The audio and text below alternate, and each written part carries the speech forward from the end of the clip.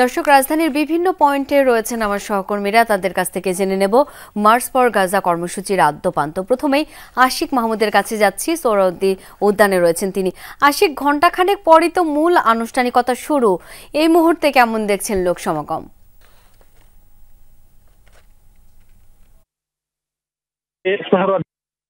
বিশাল কর্মসূচির আয়োজন করা হচ্ছে। আমরা একটি সংগঠন এই কর্মসূচির আয়োজন করেছি। আমরা দেখতে পাচ্ছি যে এখন আনুষ্ঠানিকভাবে শুরু হয়নি কর্মসূচি, তবে এই মধ্যে কিন্তু গাজায় অংশ নিতে হাজার হাজার মানুষ এই সোহরাওয়ার্দী উদ্যানে জড়ো হয়েছে। যদিও তপ্ত গরম, সেটি উপেক্ষা করেই নির্যাতিত প্রতি বাংলাদেশের মানুষ তাদের সহমর্মিতা, তাদের প্রতিবাদ জানাচ্ছে ইসরায়েলি বাহিনীর বিরুদ্ধে।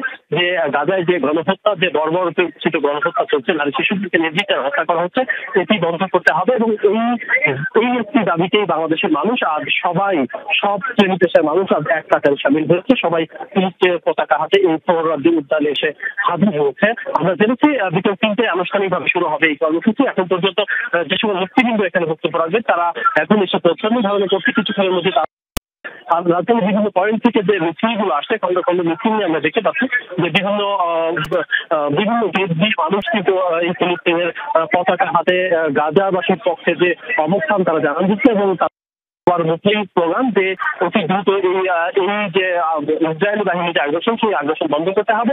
এবং এই গাজাবাসীর পক্ষে বাংলাদেশের মানুষের যে অবস্থান এবং গাজাবাসীর পাশে বাংলাদেশের মানুষ দাঁড়িয়েছে, সেই অবস্থানটা জানান দেওয়ার জন্য কিন্তু এই সোহরাওয়ার্দী উদ্যানে বিশাল আয়োজন করা হয়েছে।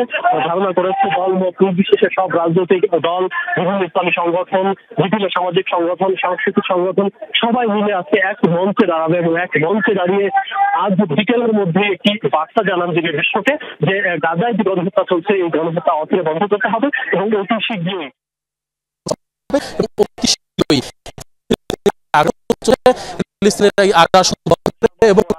মর্যাদা দিতে হবে। এই বার্তা কিন্তু বাংলাদেশের পক্ষ থেকে আজ বাংলাদেশের মানুষ দলমত নির্বিশেষে দিতে চায়। এবং এই সোহরাওয়ার্দী উদ্যানে একটি ঐতিহাসিক গণজামায়াত করার পরিকল্পনা রয়েছে। ইতিমধ্যে সেই প্রস্তুতি আমরা সম্পূর্ণ হয়েছে দেখতে পাচ্ছি। সাধারণ মানুষ কিন্তু দলে দলে যোগ দিচ্ছে এই সোহরাওয়ার্দী উদ্যানে। ইতিমধ্যে কিন্তু 3 ধরনের জায়গা নেই সোহরাওয়ার্দী উদ্যানে, ধারণা করা হচ্ছে আশপাশের সড়কেও কিন্তু মানুষ অবস্থান করবে। আশিক, অনেক ধন্যবাদ আপনাকে। দর্শক, রাজধানীর 0 পয়েন্ট বায়তুল মোকাররম এলাকায় মার্চ ফর গাজা কর্মসূচি পালনে জড়ো হয়েছে বিএনপি সহ বিভিন্ন রাজনৈতিক দল। সেখানে রয়েছেন সহকর্মী রিয়াজ রায়হান। রিয়াজ, রাজনৈতিক দলগুলো এই কর্মসূচিতে অংশ নিয়ে কি বলছেন, কেমন দেখছেন আইন শৃঙ্খলা পরিস্থিতি?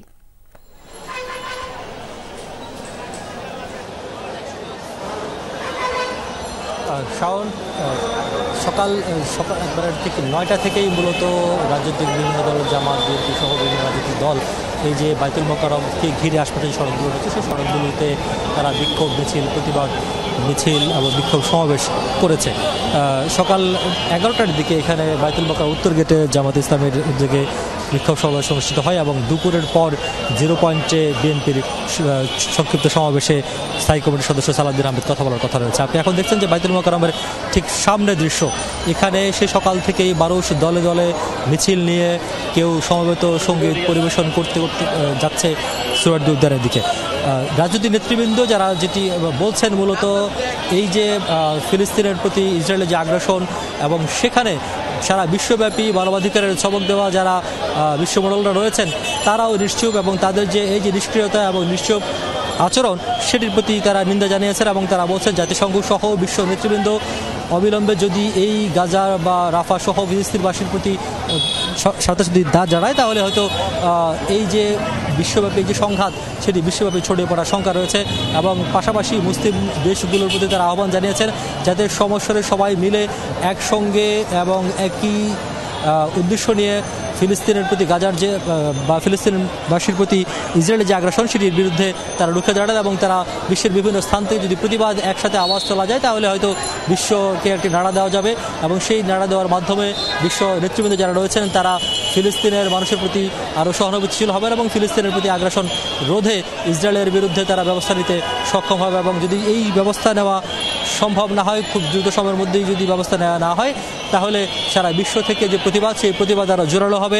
এবং তারপরে যারা বলছেন যে বিশ্ব নেতৃবৃন্দের পাশাপাশি মুসলিম দেশগুলোর যে শীর্ষ নেতৃবৃন্দ রয়েছেন তাদেরকে নিয়ে কি করা যায় সেটি আলোচনা হতে পারে। এবং এই যে নির্যাতন, নিপীড়ন, সেটির বিরুদ্ধে শুধু মুসলিমদের নিধন করছে বিষয়টি সেরকম নয়। কোনো ধরনের ধর্ম, বর্ণ, গোষ্ঠী, গোত্র সব কিছু বাদ দিয়ে যদি মানবতার দিক দিয়েও হিসাব করা হয়, তাহলে অন্তত এই মানবতাকে বাঁচাতেও পুরো বিশ্ব নেতৃবৃন্দকে আবারও ইসরায়েলের বিরুদ্ধে ব্যবস্থা নেওয়া এবং ফিলিস্তিনবাসীর সঙ্গে অনেক ধন্যবাদ আপনাকে।